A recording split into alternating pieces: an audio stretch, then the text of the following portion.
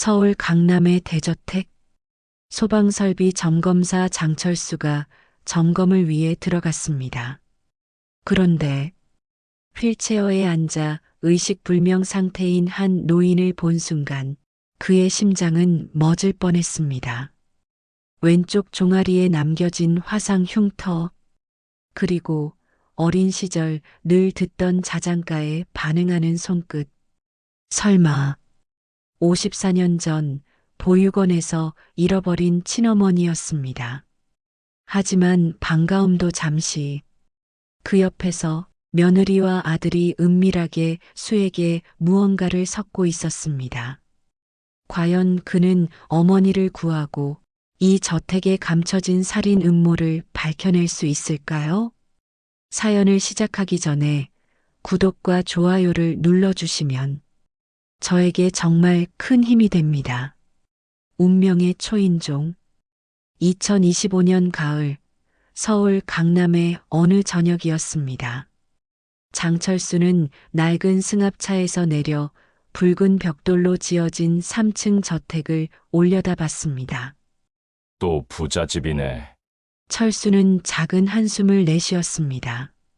54살의 그는 20년간 소방관으로 일하다가 허리 부상으로 조기 퇴직한 후 지금은 가정용 소방설비 점검 기사로 살아가고 있었습니다. 보육원에서 자란 그에게 이런 대저택들은 항상 다른 세상처럼 느껴졌습니다. 현관문을 들어서자마자 철수의 시선이 한 곳에 멈췄습니다. 신발장 위에 낡은 소방차 장난감이 놓여 있었습니다. 페인트가 벗겨지고 바퀴 하나가 빠진 채로 말이죠. 어서 오세요. 30대 후반으로 보이는 여성이 나타났습니다. 서도연, 이 집의 며느리였습니다. 단정한 외모에 예의 바른 말투였지만 뭔가 차가운 느낌이 있었습니다. 소방설비 점검 나왔습니다. 네, 기다리고 있었어요. 그런데 한 가지 부탁이 있는데요. 서도연의 목소리에 미묘한 경계심이 섞여 있었습니다. 2층 병실 근처는 가급적 피해주세요. 시어머님이 편찮으시거든요. 철수는 고개를 끄덕였습니다. 하지만 소방설비 점검은 모든 구역을 확인해야 하는 작업입니다. 특히 병실 같은 곳은 더욱 꼼꼼히 봐야 했죠. 1층부터 차근차근 점검을 시작했습니다. 철수는 늘 그랬듯이 작업 수첩에 세심하게 기록했습니다. 시간, 위치, 장비 상태, 심지어 작은 이상 징후까지도 빠뜨리지 않고 적었습니다. 참 꼼꼼하시네요. 뒤에서 누군가 말했습니다.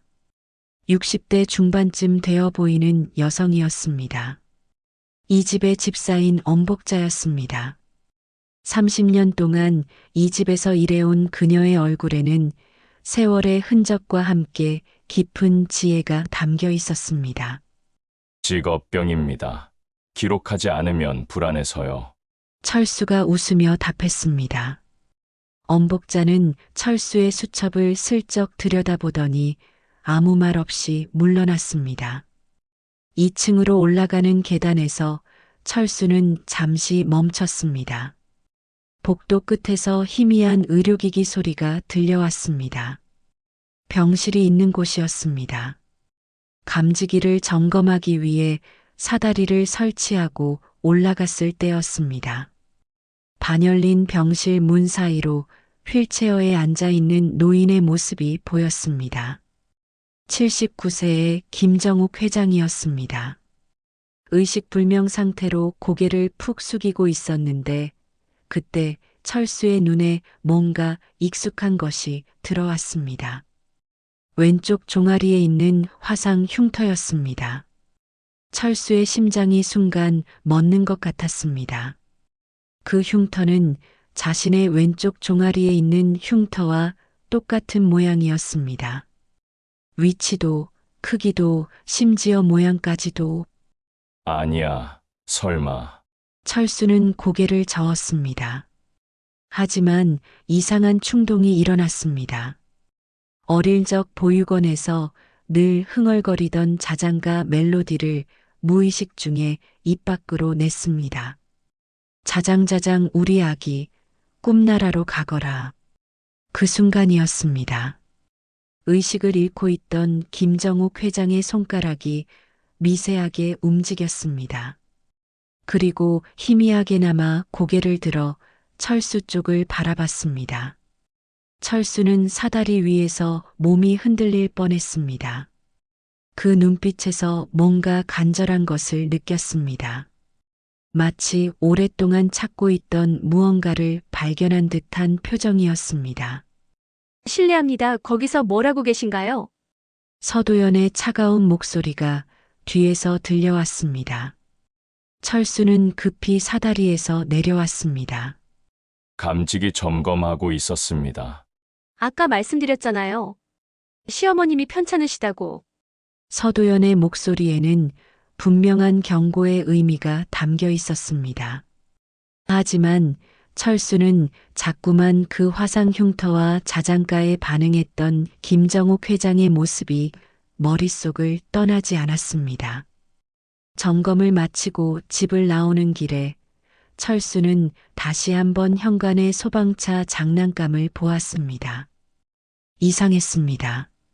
마치 그 장난감이 자신을 부르는 것 같았습니다. 혹시 저 장난감에 대해 들은 이야기가 있나요?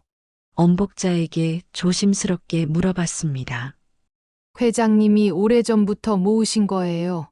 잃어버린 무언가를 찾기 위해서라고 하시던데. 엄복자의 말이 끝나기도 전에 철수는 급히 인사를 하고 집을 나왔습니다. 하지만 차 안에서도 계속 그 화상 흉터와 자장가, 그리고 소방차 장난감이 머릿속을 맴돌았습니다.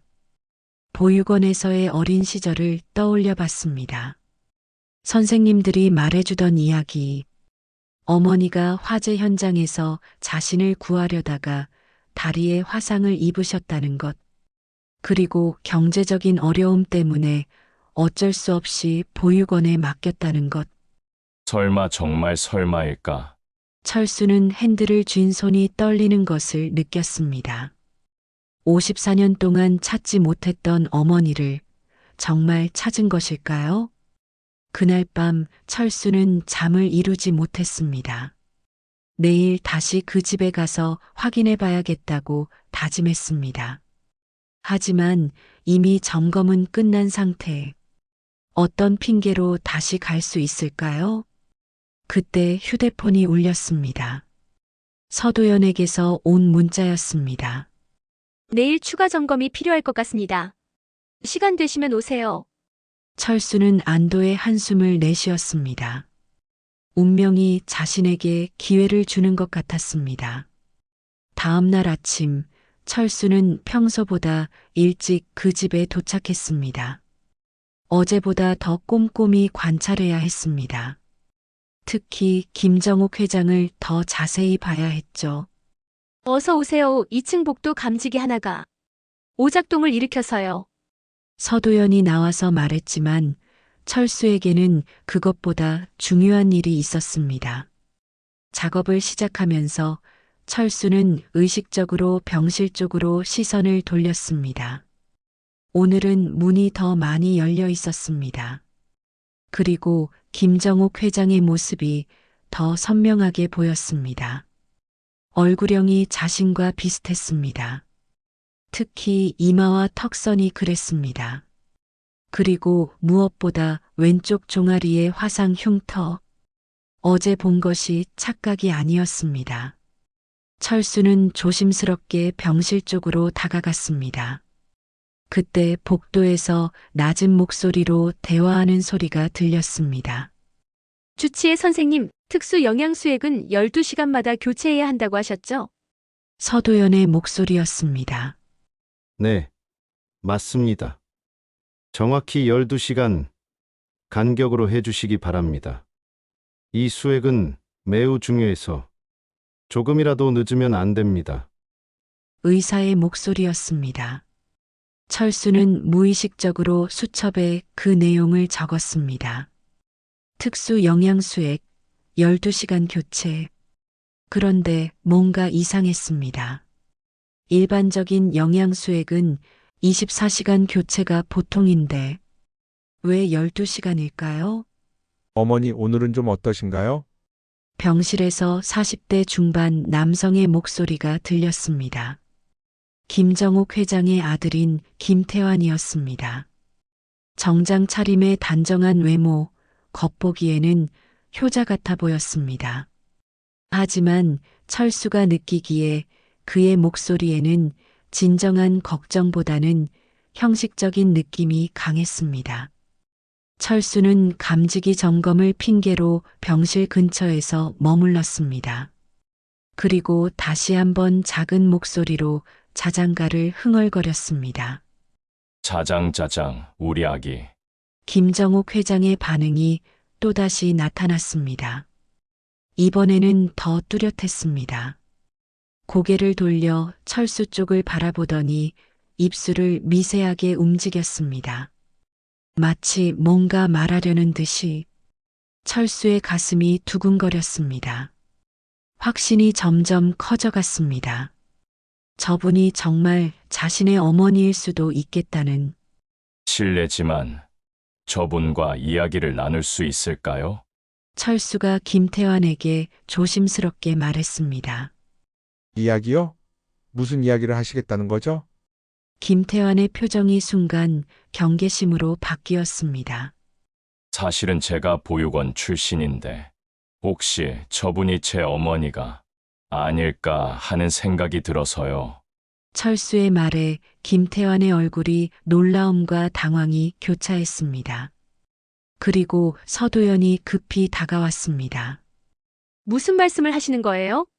왼쪽 종아리 화상 흉터가 저와 똑같고 자장가에도 반응을 보이시고 철수가 설명하자 김태환과 서도연이 서로 눈빛을 교환했습니다. 뭔가 심상치 않은 분위기였습니다. 정말 놀라운 우연이네요. 하지만 확실하지 않은 일로 어머니를 힘들게 하면 안 될 것 같습니다. 김태환이 신중하게 말했습니다. 그렇다면 정확히 확인해 봐야겠네요. 서도연이 끼어들었습니다. DNA 검사를 해보시죠. 그러면 확실해질 테니까요. 철수는 잠시 망설였습니다. DNA 검사를 한다는 것은 정말 진지한 일이었습니다. 만약 결과가 다르다면 어떻게 될까요? 좋습니다. 확인해 보죠. 결국 철수는 동의했습니다. 서도연이 칫솔을 가져와 철수의 타액을 채취했습니다.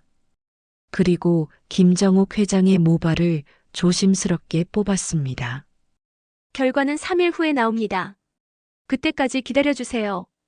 검사 의뢰를 마친 후 집에 돌아가는 길에 철수는 복잡한 심정이었습니다. 기대 반, 걱정 반이었습니다. 하지만 그 과정에서 철수는 하나의 이상한 점을 발견했습니다.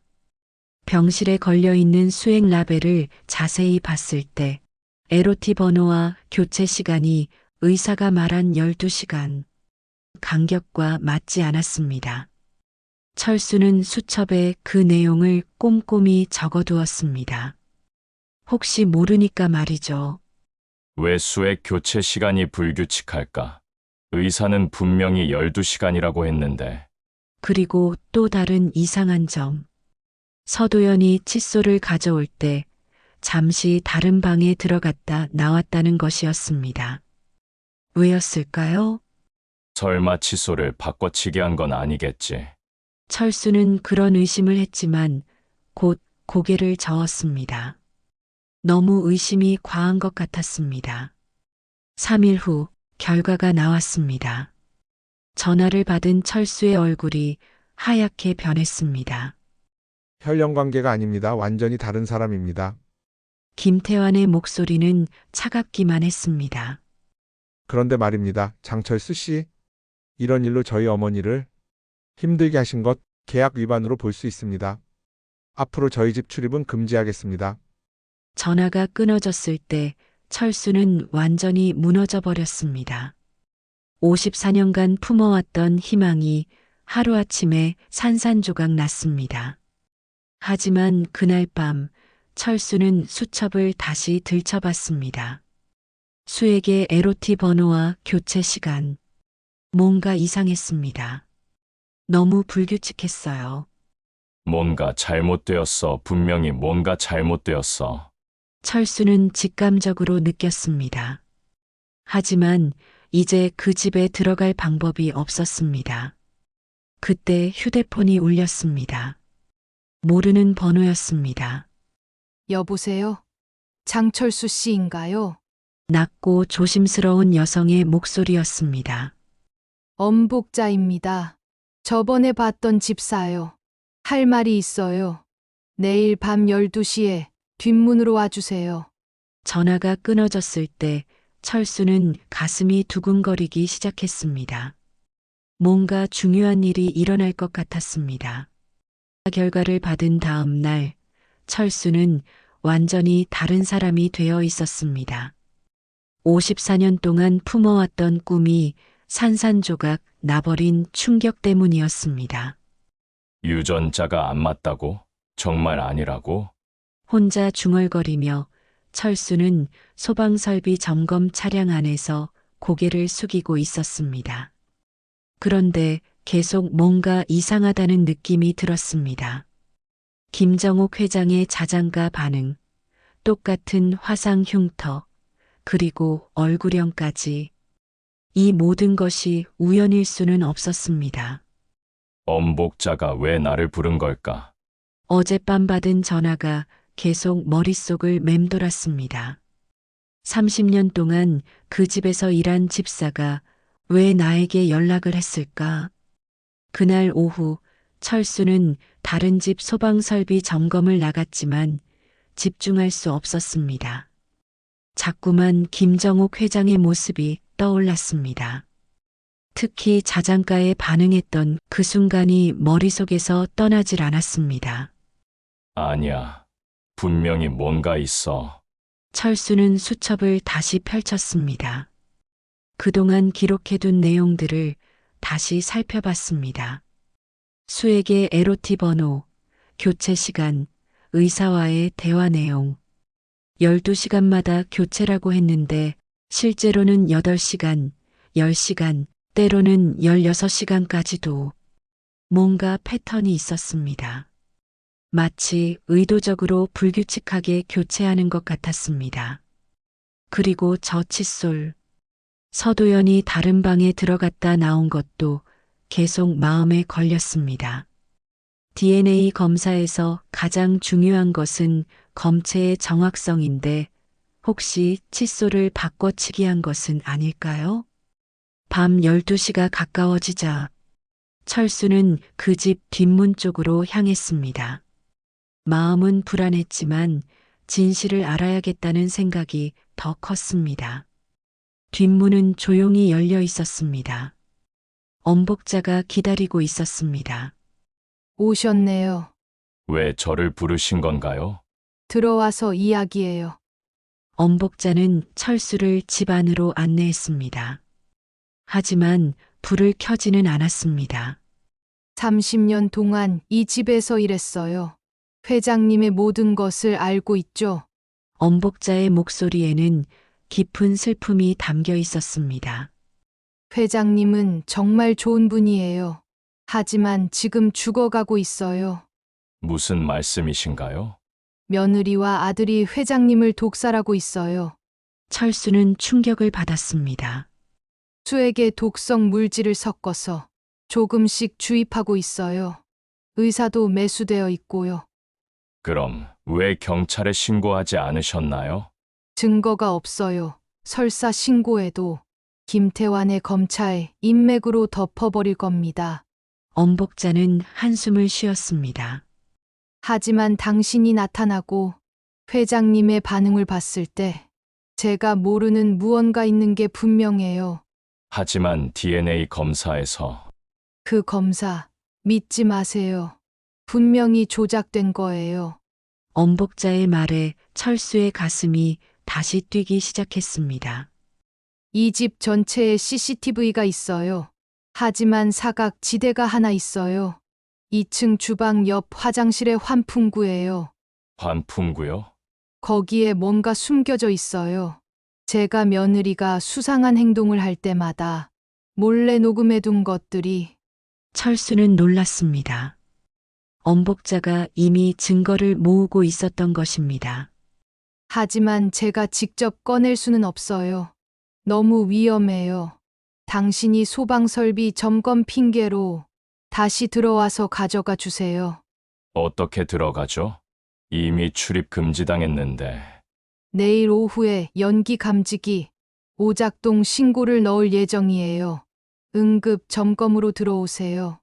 엄복자는 철수에게 작은 종이를 건넸습니다.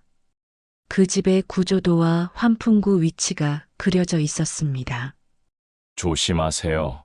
그들은 이미 당신을 의심하고 있어요. 집을 나서면서 철수는 결심했습니다. 진실을 밝혀내겠다고. 김정옥 회장이 정말 자신의 어머니인지, 그리고 정말로 독살당하고 있는지. 다음 날 오후 철수의 휴대폰이 울렸습니다. 소방설비 응급 점검 요청입니다. 강남구 연기 감지기 오작동 신고. 철수는 즉시 출동했습니다. 이번에는 평소와 달리 가슴이 두근거렸습니다. 증거를 찾을 수 있을까요? 그리고 정말로 김정옥 회장을 구할 수 있을까요?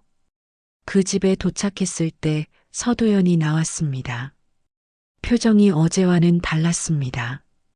더 차갑고 경계심이 가득했습니다. 오작동 신고가 들어와서 나왔습니다. 빨리 해주세요. 시어머님 상태가 안 좋아서요. 철수는 장비를 들고 집 안으로 들어갔습니다. 이번에는 정말 마지막 기회가 될 것 같았습니다. 성공하든 실패하든 오늘 모든 것이 결정될 것입니다.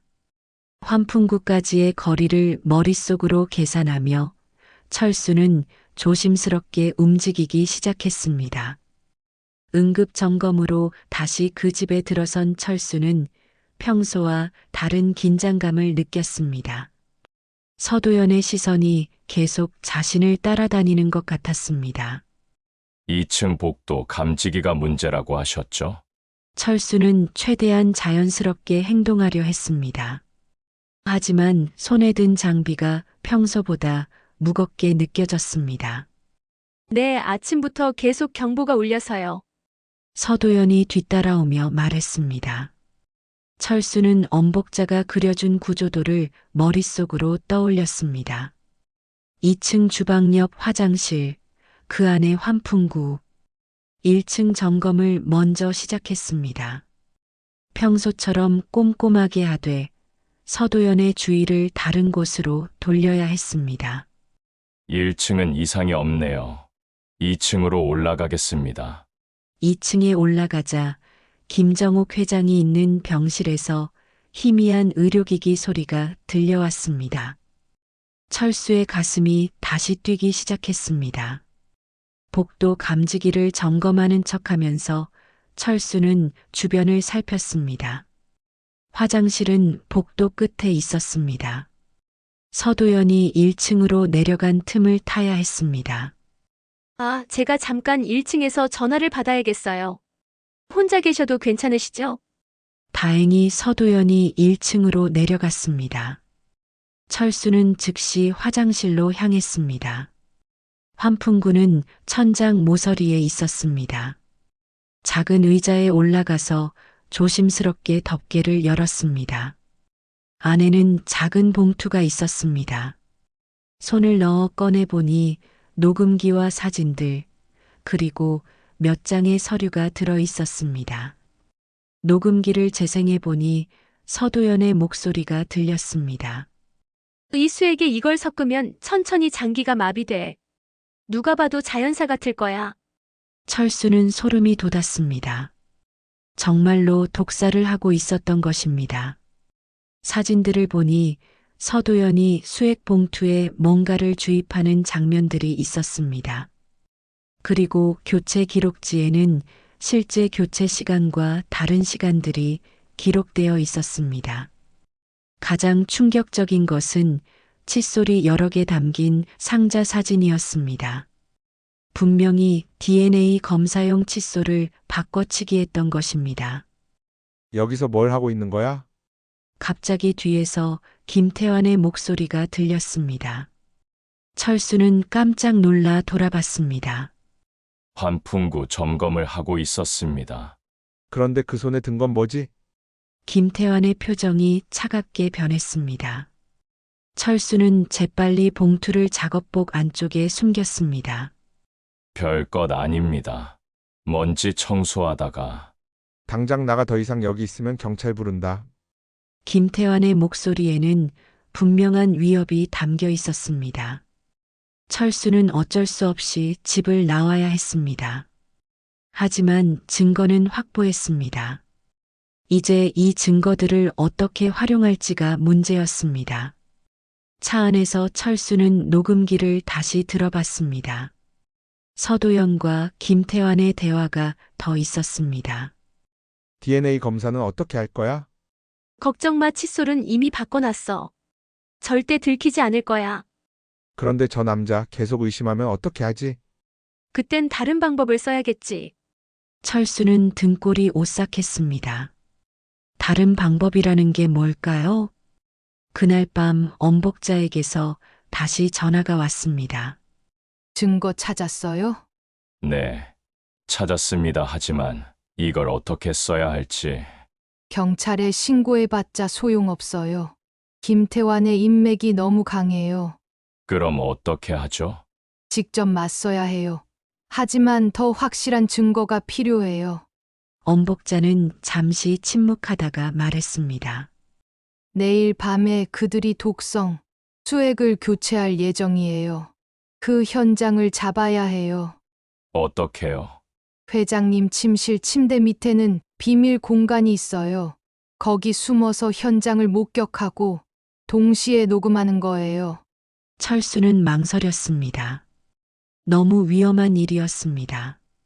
하지만 들키면 회장님이 죽으면 모든 게 끝나요. 이게 마지막 기회예요. 엄복자의 목소리에는 절박함이 담겨 있었습니다. 알겠습니다. 해보겠습니다. 철수는 결심했습니다. 이미 여기까지 온 마당에 포기할 수는 없었습니다. 다음 날 밤 철수는 다시 그 집 뒷문으로 향했습니다. 이번에는 정말로 결정적인 순간이 될 것입니다. 엄복자가 기다리고 있었습니다. 준비됐어요? 네, 침대 밑 공간으로 가세요. 11시 30분쯤 그들이 올 거예요. 철수는 떨리는 마음으로 김정옥 회장의 침실로 들어갔습니다. 침대 밑 공간은 생각보다 넓었습니다. 숨어 있기에 충분했죠. 11시 25분쯤 되자 복도에서 발소리가 들렸습니다. 서도연과 김태환이었습니다. 오늘로 끝내자. 더 이상 끌면 위험해. 알았어. 이번 수액이면 내일까지도 못 버틸 거야. 철수는 숨을 죽이고 휴대폰으로 녹음을 시작했습니다. 서도연이 수액 봉투를 교체하면서 작은 병에서 뭔가를 추가로 주입했습니다. 이제 정말 끝이네. 그런데 그 소방 설비 남자는 어떻게 하지? 걱정 마. 이미 처리 방법을 생각해뒀어. 철수는 온몸에 소름이 돋았습니다. 자신도 위험에 처한 것 같았습니다.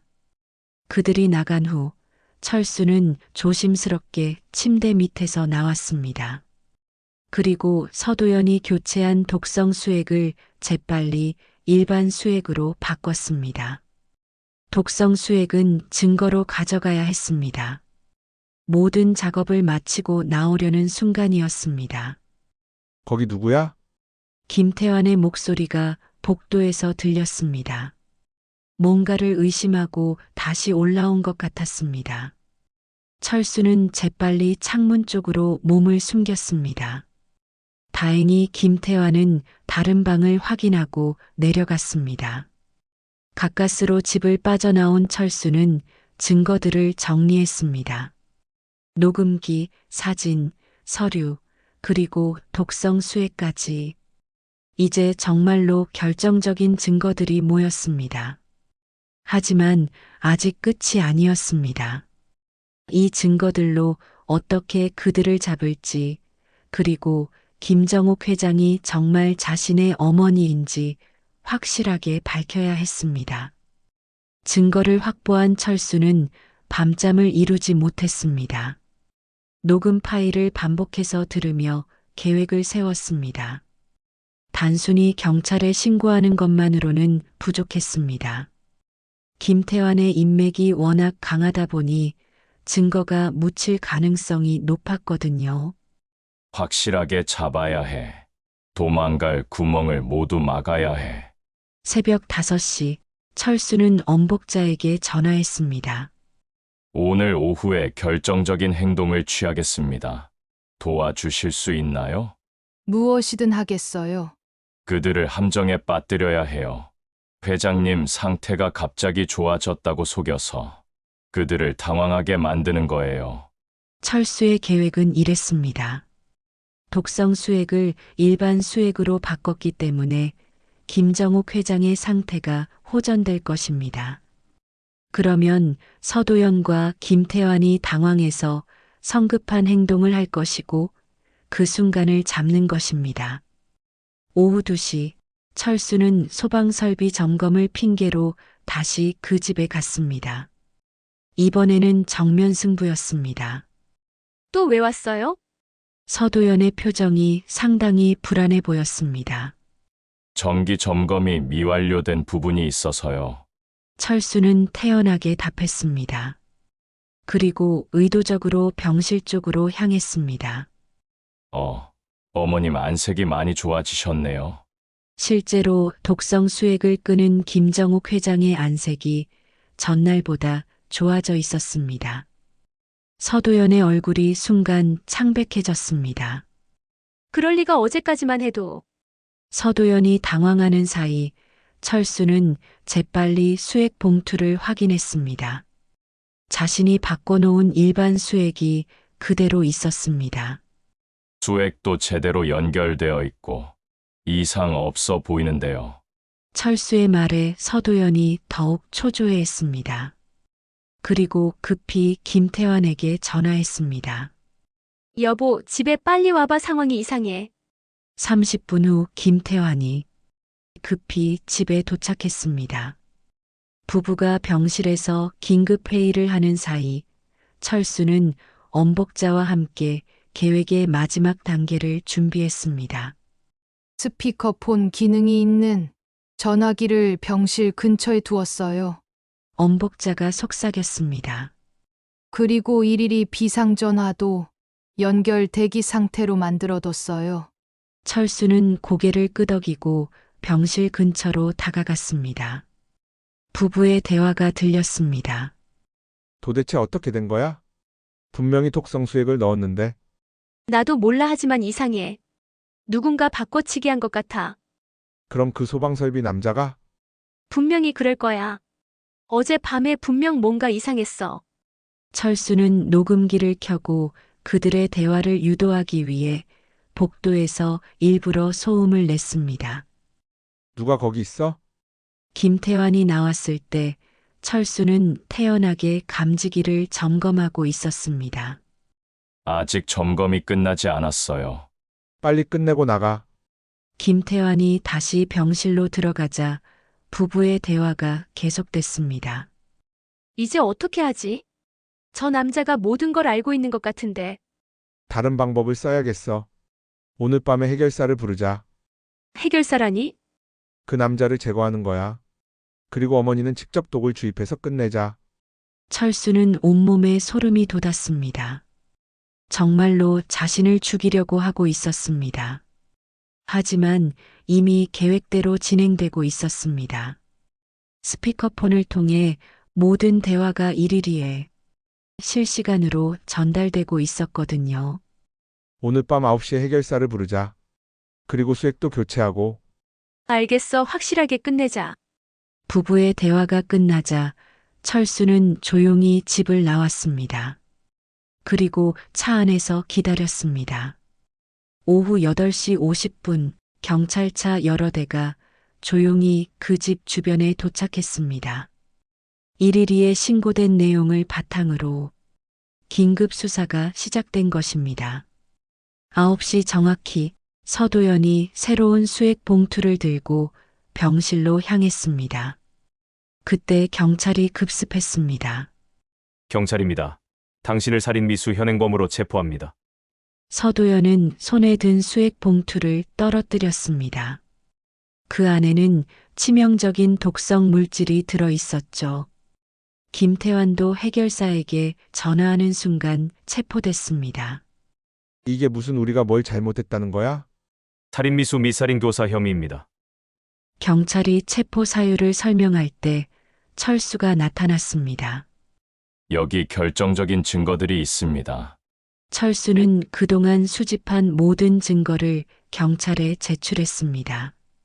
녹음기, 사진, 독성 수액, 조작된 DNA 검사 관련 자료까지.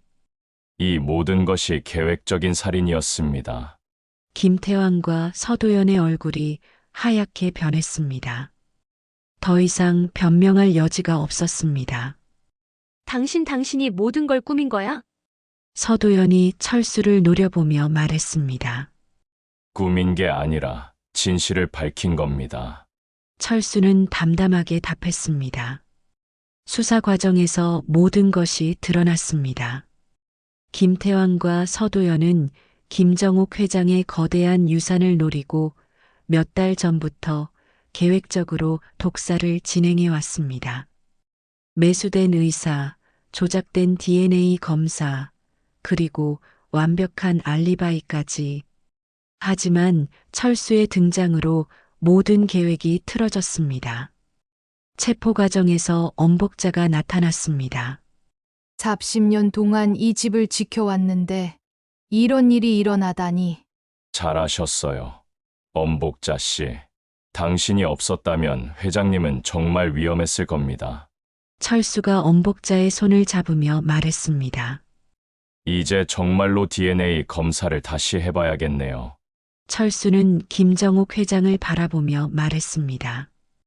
이번에는 병원에서 정식으로 조작될 여지가 전혀 없게 말이죠. 독성 수액을 끊은 지 3일째 되는 날, 기적이 일어났습니다. 김정욱 회장이 의식을 되찾은 것입니다. 어디에? 흐릿한 목소리로 김정욱 회장이 첫마디를 했을 때 병실에는 철수와 엄복자 그리고 의료진이 있었습니다. 회장님, 정신을 차리셨군요. 의사가 다가가서 간단한 검사를 시작했습니다. 의식은 완전히 돌아왔지만 아직 몸이 약한 상태였습니다. 김정욱 회장의 시선이 철수에게 머물렀습니다. 그리고 희미하게 미소를 지었습니다. 당신이 그 자장가를 기억하세요? 철수의 목소리가 떨렸습니다. 김정욱 회장이 고개를 끄덕였습니다. 그리고 작은 목소리로 자장가를 흥얼거리기 시작했습니다. 자장 우리 아기 꽃나라로 가거라. 철수는 눈물이 나올 것 같았습니다. 똑같은 멜로디, 똑같은 가사였습니다. 어머니, 정말 어머니신가요? 철수야, 내 아들 철수야. 김정욱 회장의 눈에서도 눈물이 흘렀습니다. 정식 DNA 검사 결과가 나왔어요. 의사가 서류를 들고 들어왔습니다. 99.9% 일치합니다. 친자 관계가 확실해요. 그 순간 철수는 54년 만에 어머니를 되찾았다는 현실이 믿어지지 않았습니다. 어머니, 왜 저를 보육원에? 미안하다. 정말 미안하다. 김정욱 회장이 힘겹게 말했습니다. 1990년대 초반이었어. 사업이 완전히 망했고 빚쟁이들이 매일 찾아왔어. 너를 데리고 있으면 위험할 것 같았어. 그래서 보육원에 잠시만이라고 생각했어. 상황이 좀 나아지면 바로 데리러 가려고 했는데 김정옥 회장의 목소리가 떨렸습니다. 보육원에서 연락이 왔어. 내가 입양됐다고. 그런데 입양 기록이 사라졌다는 거야. 입양 기록이요? 알고 보니 보육원 관계자가 돈을 받고 조작한 거였어. 너는 입양된 게 아니라 그냥 성인이 될 때까지 거기 있었던 거지. 철수는 충격을 받았습니다. 자신이 입양아가 아니라 끝까지 보육원에서 자란 이유를 처음 알았습니다. 30년 동안 너를 찾았어. 사립탐정도 고용하고 온갖 방법을 다 써봤지. 그래서 소방차 장난감들을 내가 소방관이 되었다는 소문을 들었어. 하지만 정확한 신원은 찾을 수 없었어. 김정옥 회장이 철수의 손을 꽉 잡았습니다. 이 화상 흉터 너를 구하려다가 입은 거야. 저도 같은 자리에 똑같은 흉터가 있어요. 철수가 바지를 걷어 올려 보여주자 김정옥 회장이 더욱 울음을 터뜨렸습니다. 1971년 공장 화재 때였어. 너를 안고 나오다가 무너지는 기둥에 깔렸어. 다행히 너는 다치지 않았지만 모든 퍼즐이 맞춰졌습니다. 화상 흉터, 자장가, 소방차 장난감, 그리고 54년간의 그리움. 어머니, 철수는 처음으로 그 단어를 입 밖으로 냈습니다. 내 아들. 두 사람은 54년 만에 재회를 확인하며 서로 껴안았습니다. 며칠 후 김정옥 회장의 상태가 많이 호전되었을 때 철수는 자신의 가족 이야기를 했습니다. 딸이 하나 있어요. 22살인데 고도 난청으로 고생하고 있어요. 난청이라고? 인공아우 수술을 받아야 하는데 비용이 너무 많이 들어서 당장 준비해서 최고의 의사를 구해서 수술받게 하자. 김정옥 회장의 목소리에 힘이 들어갔습니다. 어머니, 그런 부담을 내 손녀인데 당연한 거 아니야? 김정옥 회장은 즉시 자신의 의료 네트워크를 동원해서 장유진의 인공아우 수술을 준비했습니다. 그리고 청각 장애인들을 위한 취업 프로그램도 만들어야겠어. 어머니, 내가 놓친 54년을 보상할 수는 없지만 앞으로의 시간은 의미 있게 보내고 싶어. 김정옥 회장의 말에 철수는 감동했습니다. 단순히 개인적인 도움을 넘어서 사회적인 기여까지 생각하고 있었습니다. 법정에서 김태환과 서도연의 재판이 진행되는 동안 김정옥 회장은 빠르게 회복했습니다. 그리고 회사 경영에도 복귀했습니다. 비상이사회를 소집해라. 경영진을 전면 교체하겠어. 김정옥 회장은 아들과 며느리의 비리에 연루된 모든 사람들을 정리했습니다. 이제 정말로 깨끗한 회사로 만들어야겠어. 철수는 어머니의 강인함에 놀랐습니다. 79세의 나이에도 불구하고 의지가 확고했습니다. 어머니, 무리하지 마세요. 괜찮아. 이제 너와 손녀를 위해서라도 건강하게 살아야지. 그날 저녁 어머니와 아들은 54년 만에 같은 식탁에 앉아 식사를 했습니다. 식탁 중앙에는 그 낡은 소방차 장난감이 놓여 있었습니다. 이제 이 장난감의 주인을 찾았네. 김정옥 회장이 미소 지으며 말했습니다. 네, 찾았어요. 철수도 웃으며 답했습니다. 54년간의 긴 여행이 끝났습니다. 3개월 후 서울중앙지법 대법정에서 김태환과 서도연의 선고가 내려졌습니다. 피고인 김태환 존속살인 미수 및 살인교사 혐의로 징역 15년을 선고합니다. 피고인 서도연 존속살인 미수 및 증거인멸 혐의로 징역 12년을 선고합니다.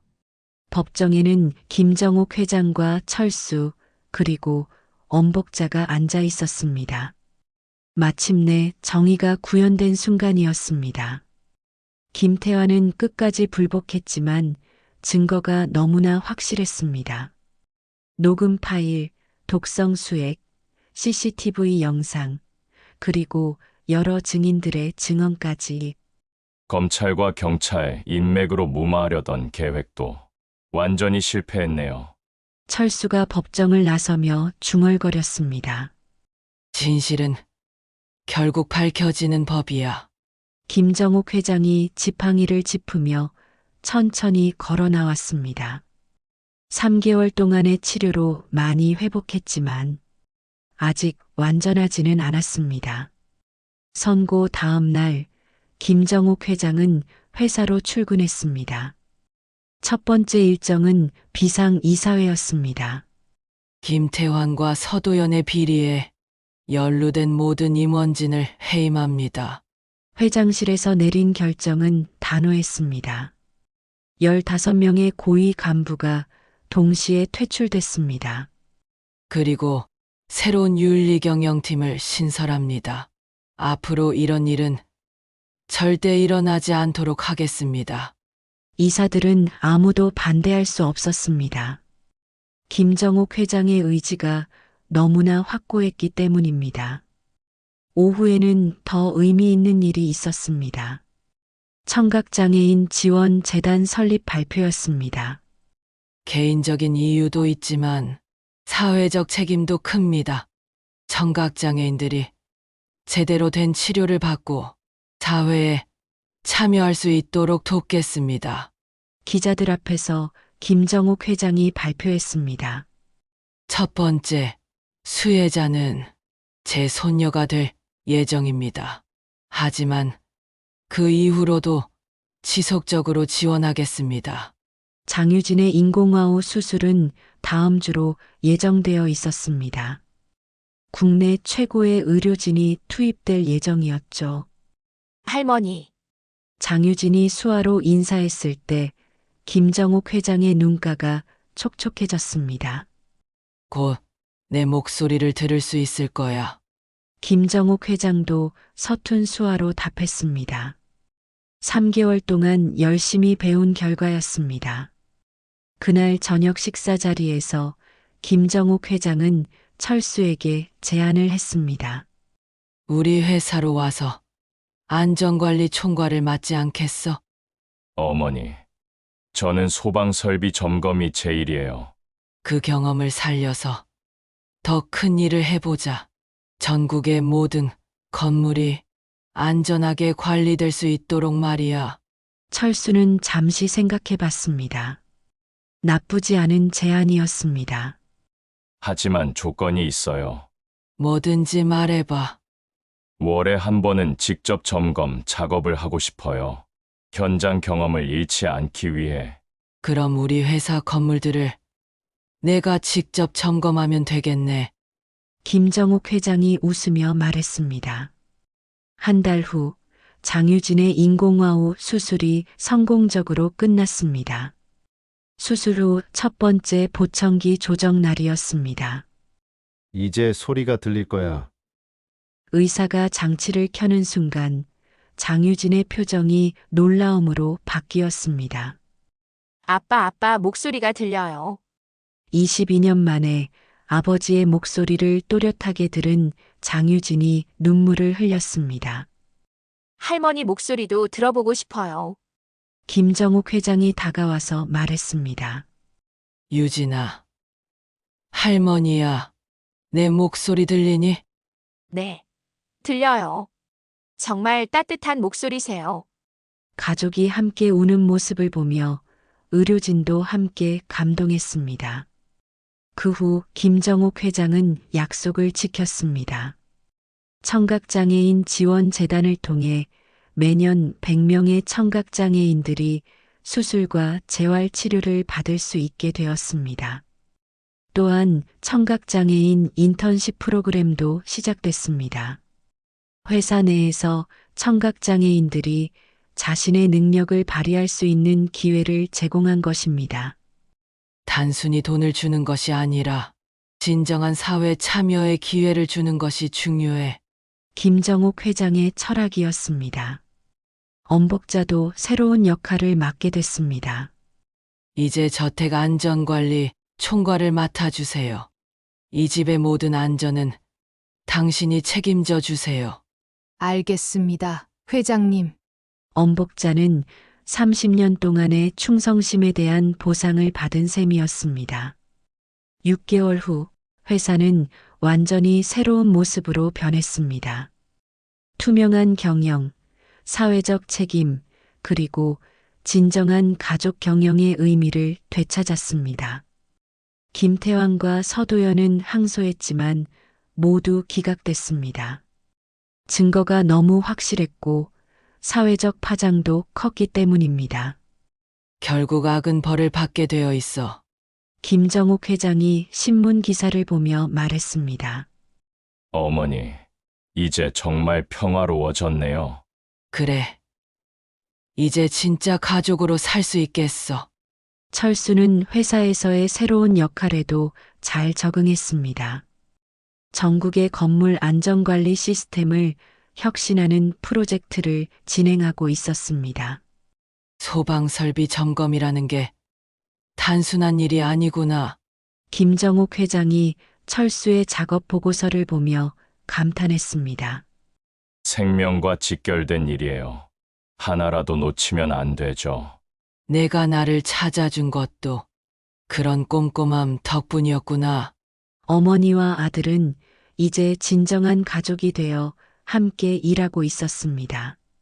장유진도 대학에 복학해서 경영학을 전공하고 있었습니다. 나중에는 할머니의 사회공헌 사업을 이어받겠다는 꿈을 가지고 있었습니다. 할머니, 나중에 청각장애인들을 위한 더 많은 일을 하고 싶어요. 그래. 우리 유진이가 이어받아서 더 크게 만들어주려. 3대에 걸친 새로운 가족의 꿈이 시작되고 있었습니다. 1년 후 그 붉은 벽돌 저택은 완전히 다른 분위기가 되어 있었습니다. 한때 죽음의 그림자가 드리워졌던 곳이 이제는 따뜻한 가족의 보금자리가 되었습니다. 저녁 식탁에는 김정옥 회장, 철수, 장유진, 그리고 엄복자까지 함께 앉아 있었습니다. 가족이 된 사람들의 모임이었습니다. 식탁 한가운데에는 그 낡은 소방차 장난감이 놓여 있었습니다. 이제는 더 이상 잃어버린 무언가를 상징하지 않았습니다. 찾아낸 가족을 상징하는 물건이 되었죠. 유진아, 오늘 대학에서는 어땠어? 김정옥 회장이 손녀에게 물었습니다. 장유진은 이제 소리를 완벽하게 들을 수 있게 되었습니다. 할머니, 사회복지학 수업이 정말 흥미로웠어요. 청각장애인 지원, 정책에 대해 발표했는데 교수님이 칭찬하셨어요. 우리 손녀 정말 자랑스러워. 김정옥 회장의 목소리에는 진심이 담겨 있었습니다. 철수는 그날도 회사에서 전국 안전관리 프로젝트를 진행했습니다. 이제는 단순히 한 건물씩 점검하는 것이 아니라 시스템 전체를 개선하는 일을 하고 있었습니다. 아빠, 오늘은 어디 점검 나가셨어요? 강북에 있는 노인 요양원이었어. 안전시설이 많이 부족하더라. 그럼 우리 재단에서 지원할 수 있겠네요. 장유진이 밝은 표정으로 말했습니다. 이제는 할머니의 사업을 이어받을 준비를 하고 있었습니다. 엄복자가 새로운 요리를 가져왔습니다. 회장님이 좋아하시는 된장찌개 끓였어요. 복자씨 음식 솜씨는 정말 최고야. 김정옥 회장이 웃으며 말했습니다. 이 집 안전은 이제 제가 책임지고 있으니까 걱정하지 마세요. 엄복자의 농담에 모두가 웃었습니다. 한때는 생명을 구하기 위해 비밀리에 활동했던 그가 이제는 가족의 일원이 되어 있었습니다. 식사 후 김정욱 회장은 철수와 함께 서재로 향했습니다. 아들아, 내가 나타나지 않았다면 나는 정말 죽었을 거야. 운명이었을 거예요. 어머니, 54년 동안 너를 찾지 못한 것이 평생 한이었는데 이렇게 다시 만날 수 있다니. 김정욱 회장이 서재 벽에 걸린 가족 사진을 바라보며 말했습니다. 최근에 찍은 4대가 함께한 사진이었습니다. 어머니, 앞으로도 오래오래 건강하세요. 그래야지 손녀 결혼도 봐야 하고 증손자도 봐야 하고. 두 사람은 웃으며 미래에 대한 이야기를 나눴습니다. 다음 날 아침 철수는 평소와 달리 직접 점검 작업을 나갔습니다. 월에 한 번은 현장 경험을 유지하기로 한 약속을 지키기 위해서였습니다. 이번에는 새로 지어진 아파트 단지였습니다. 최신식 소방 설비들이 설치되어 있었지만 철수의 눈에는 여러 가지 개선점들이 보였습니다. 여기 감지기 각도를 조금 더 조정해야겠네. 철수는 여전히 꼼꼼하게 모든 것을 점검했습니다. 그리고 작업 수첩에 세세하게 기록했습니다. 정말 꼼꼼하시네요. 젊은 관리사무소 직원이 감탄하며 말했습니다. 생명과 관련된 일이라 소홀히 할 수 없어요. 철수의 답변에 직원이 고개를 끄덕였습니다. 점검을 마치고 집으로 돌아오는 길에 철수는 지난 1년을 돌이켜봤습니다. 평범한 소방설비 점검사였던 자신이 어떻게 이렇게 큰 변화를 겪게 되었는지 놀라웠습니다. 인생은 정말 알 수 없는 거구나. 집에 도착하자 김정욱 회장이 정원에서 장유진과 함께 있었습니다. 할머니, 이 꽃 이름이 뭐예요? 장미야, 내가 좋아하는 꽃이야. 김정욱 회장이 하늘을 바라보며 말했습니다. 하늘에 있는 할아버지가 도와준 거라면 말했습니다. 할아버지가 아빠를 찾게 도와주신 것 같아요. 장유진의 말에 김정욱 회장이 미소 지었습니다. 그럴지 또 모르겠네. 그날 저녁 온 가족이 함께 텔레비전을 보고 있을 때 뉴스가 나왔습니다. 청각장애인 지원재단의 활동이 큰 호응을 얻고 있습니다. 올해만 200명의 청각장애인이 수술과 재활치료를 받았으며 할머니 대단하세요. 장유진이 박수를 쳤습니다. 우리 모두가 함께 한 일이야. 김정욱 회장이 겸손하게 말했습니다. 뉴스가 끝나고 모두가 잠들 준비를 할 때 철수는 혼자 발코니에 나와 밤하늘을 바라봤습니다. 54년 동안의 긴 여정이 끝났습니다. 보육원에서 시작된 삶이 이제는 진정한 가족과 함께하는 삶이 되었습니다. 불은 흔적을 남긴다. 철수가 혼잣말로 중얼거렸습니다. 그날의 불도 우리를 여기로 데려왔다. 왼쪽 종아리의 화상 흉터를 만지며 철수는 생각했습니다. 이 흉터가 있었기에 어머니를 찾을 수 있었습니다. 아픔이 결국 행복으로 이어졌던 것입니다. 다음 날 아침 엄복자가 일찍 일어나서 집 전체의 안전점검을 했습니다. 이제는 그의 일상이 되었습니다. 감지기 정상, 소화기 정상, 비상구 정상. 모든 체크가 끝나자 엄복자가 혼잣말로 말했습니다. 이 집 불은 이제 제가 끕니다. 그 말에는 유머도 있었지만 깊은 책임감도 담겨 있었습니다. 아침 식사 시간이 되자 모든 가족이 식탁에 모였습니다. 김정욱 회장, 철수, 장유진, 엄복자. 4명의 가족이 함께하는 따뜻한 아침이었습니다. 오늘은 뭘 할 예정이에요, 할머니? 오늘은 새로운 복지시설 건립, 부지를 보러 갈 예정이야. 철수도 함께 가자. 네. 같이 가요. 아버지와 아들이 함께 일하는 모습은 정말 아름다웠습니다. 나도 방학 때 인턴십 하러 갈게요. 장유진도 가족 사업에 참여하고 싶어 했습니다. 좋아. 우리 3대가 함께 일하는 거네. 김정욱 회장이 기쁘게 말했습니다. 식사를 마치고 회사로 출근하는 길에 철수는 그 소방차 장난감을 다시 한번 보았습니다. 54년 동안 헤어진 가족을 기다렸던 그 장난감. 이제는 다시 만난 가족을 지켜보고 있었습니다. 이제 정말 집에 왔구나. 철수는 마음속으로 말했습니다. 차를 타고 나가면서 철수는 뒤돌아 그 붉은 벽돌 저택을 바라봤습니다. 1년 전 처음 소방설비 점검을 나왔던 그 집이 이제는 진짜 집이 되었습니다. 창문마다 따뜻한 불빛이 켜져 있었습니다. 한때는 죽음의 그림자가 드리워졌던 그 집이 이제는 생명과 사랑이 가득한 집이 되었습니다. 불은 사라져도 흔적은 남습니다. 그 흔적이 우리를 가족으로 데려왔습니다. 철수의 마음속 나레이션으로 이 긴 이야기는 막을 내렸습니다. 54년간의 기다림, 위험천만한 진실 추적, 그리고 마침내 찾은 가족. 모든 것이 운명이었던 것처럼 완벽하게 들어맞았습니다. 저택에서는 엄복자가 마지막 점검을 마치고 있었습니다.